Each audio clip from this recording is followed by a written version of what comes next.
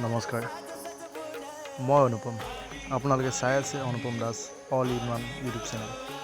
বন্ধুসকল, আজি মই ক'বলৈ গৈ আছোঁ এজন ব্যক্তিৰ কথা। জীয়ক উজনিৰ পৰা নামনিলৈ গৰিবৰ বন্ধু নামেৰে জনাজাত। হয়, মই গৰিবৰ বন্ধু বিৰাজ হাজৰিকাৰ কথা কৈছোঁ। তেওঁ এজন পেছাত CISF চেণ্ট্ৰেল আৰ্মিড ছিকিউৰিটি ফ'ৰ্চ কৰ্মৰত। তেওঁক যি মানৱীয়তা, সেইবাবে আজি তেওঁক গাঁৱে ভূঞে সকলোৱে চিনি পায়। বিশেষকৈ তেওঁ দুখীয়া মানুহক সহায় কৰে, যাৰ দুবেলা দুমিতিৰ বাদে এমুঠি অন্নও যোগাৰ কৰিব নোৱাৰে। তেওঁ গাঁৱে গাঁৱে গৈ মানুহক অন্ন বস্ত্ৰ, যাৰ থাকিবৰ বাবে ঘৰ নাই তেওঁক ঘৰৰ ব্যৱস্থা কৰি দিয়ে। তেওঁৰ নিজা পইচাৰে তেওঁ এটা বেংক আছে, যিটো বেংক কাপোৰ আৰু ৰুটিৰ বেংক নামেৰে জনা যায়। লগতে এখন বৃদ্ধাশ্ৰমো আছে।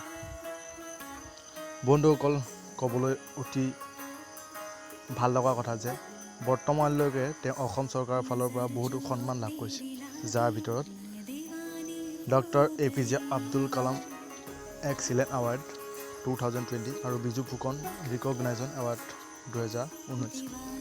এই মহান ব্যক্তিজনৰ কথা ক'লে হয়তো শেষ নহ'ব।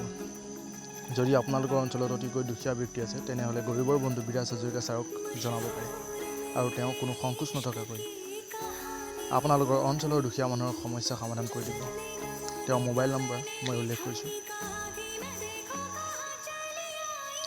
7618315877। মই আকৌ কৈছোঁ 7618315877।